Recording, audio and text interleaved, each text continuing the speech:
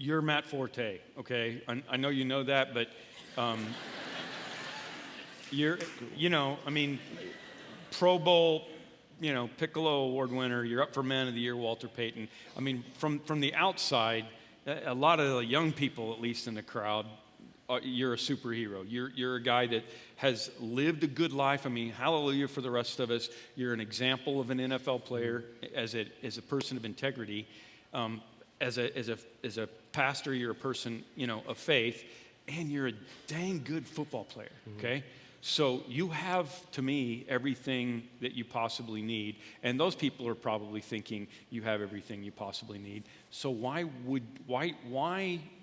do you need God? Why do you need Jesus in your life?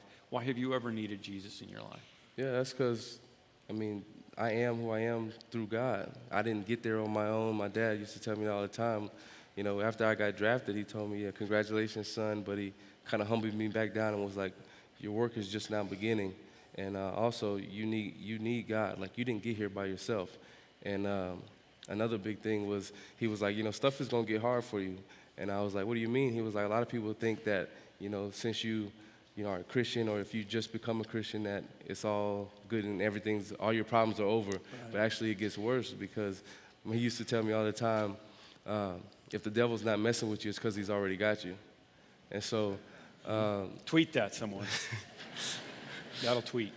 And so, a lot of people look at me from the outside in with all these accolades and, being successful and stuff, and think I got it all together. I didn't always have it. I wasn't always, what you see, today.